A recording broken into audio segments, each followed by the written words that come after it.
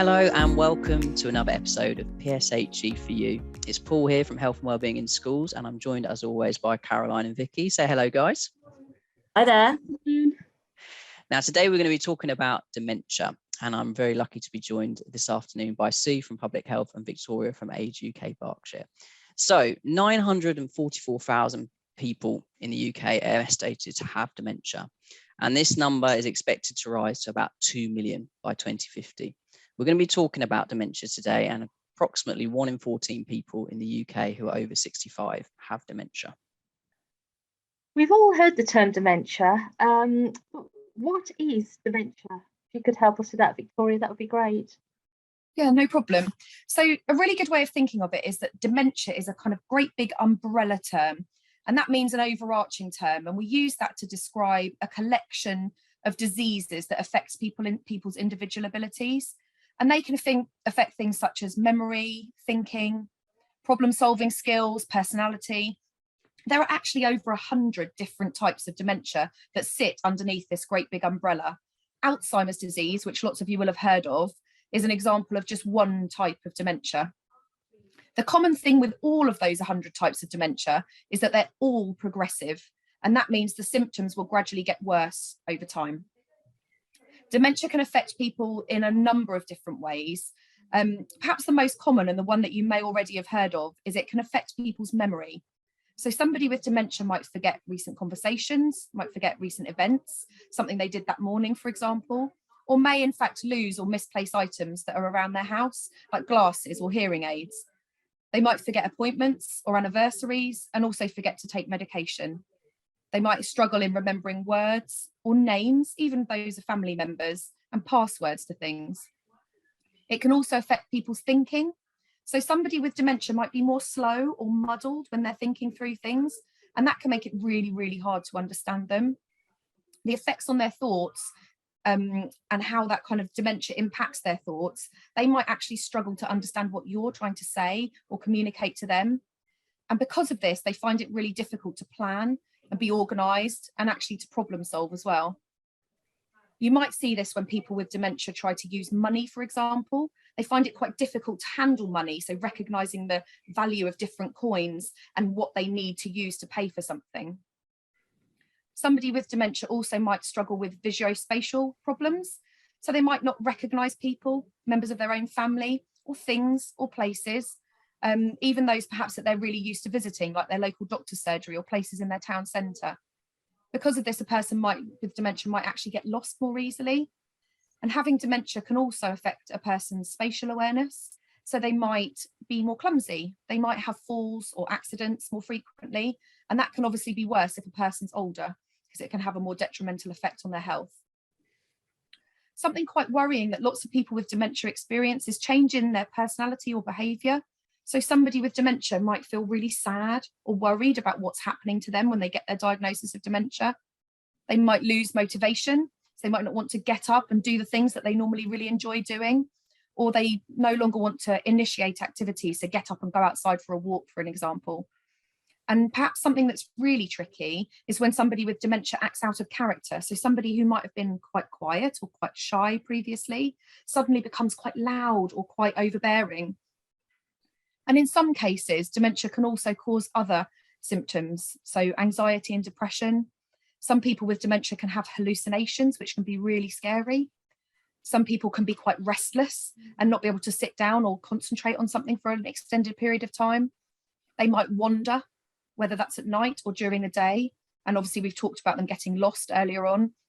They might experience sleep disturbance, so not be able to fall asleep or wake up really early in the morning. And again, we talked about that change in personality that could kind of manifest itself in aggression or agitation. And then also they could experience incontinence. Thank you for that, Victoria.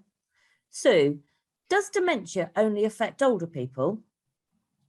No, so it's a really common misconception actually that dementia only affects older people, but it can affect younger people as well. The youngest person on record to be diagnosed with dementia was only 20 years old, but I must stress that this is very rare. So anyone under the age of 65 with a diagnosis of dementia is classed as having young onset dementia. So this could be someone of your parents' age or even younger. But there are some specific organisations that have been set up to help younger people living with dementia. So as you can probably imagine, their interests and needs might be quite different to older people who are living with the disease. We hear about cures for all sorts of illnesses and diseases. Is there actually a cure out there for dementia, Victoria? That's a really, really good question. And actually, no, at the moment, there is no cure for dementia, but there is lots and lots and lots and lots of money being spent on research into dementia with the hope that one day a cure will be found. There's even a specialist dementia research institute in Edinburgh where a team of scientists are working every day to learn more about dementia, what causes it, and as I've said before, to help to find a cure. Just as a point, there are some things that we can all do now to try and reduce our own risk of developing dementia. And they're things like staying mentally and physically active. So doing puzzles, for example, crosswords or something to stretch that brain, staying physically active. So making sure that you're doing exercise at least kind of 5 days a week, being socially connected. So going out, keeping in contact with friends and family and enjoying those social moments, eating a healthy diet and maintaining a healthy weight, avoiding smoking, and sticking to those government guidelines about alcohol consumption. So moderate alcohol consumption is definitely within those guidelines. Good. So how can we support somebody with dementia, Sue? I'm really glad you asked this question, Caroline, because support is so crucial for people living with dementia. And alongside understanding of the condition, it can really help someone to feel accepted as part of their community.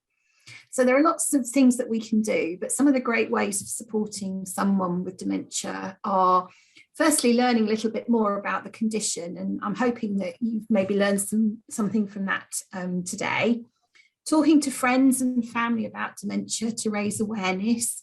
So perhaps you could think about sharing some of the things that you've learned on this podcast. Being patient with people. So for example, in supermarket queues or at the bank, if the person in front of you is taking a long time, it may be that they have dementia and they could be struggling as a result.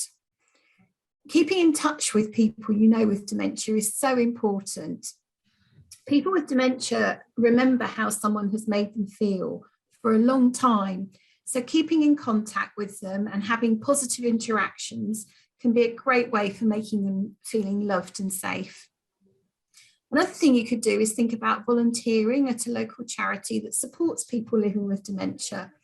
There are lots of ways you could volunteer to help, not only people with dementia, but also older people by looking up local volunteering opportunities in your area. Perhaps you could think about helping out at a memory cafe, or perhaps you could volunteer to be a befriender for someone living with dementia. Thanks, Sue. Some really lovely ideas there for us all to think about in our society and community. Now, I know that in May, there's something coming up called Dementia Action Week. Victoria, would you be able to tell us about what Dementia Action Week is and what's happening, what's going on locally? Absolutely. So Dementia Action Week in 2022 is taking place between the 16th and the 22nd of May. Now, most people won't have heard of Dementia Action Week, but you are not alone, and it is a national campaign. So the Alzheimer's Society, one of the really prominent charities that support people living with dementia, hold this national campaign in that middle week of May every single year. They traditionally use it to talk nationally about one issue that affects people living with dementia. This year, they'll be focusing on diagnosis rates. Locally, we use this week to raise awareness of dementia and also to put on events and activities for those affected by dementia so they can go out and have some fun and interact with other people in the community, really making the most of those social connections that we talked about earlier. We have got a really jam-packed calendar of events across West Berkshire this year.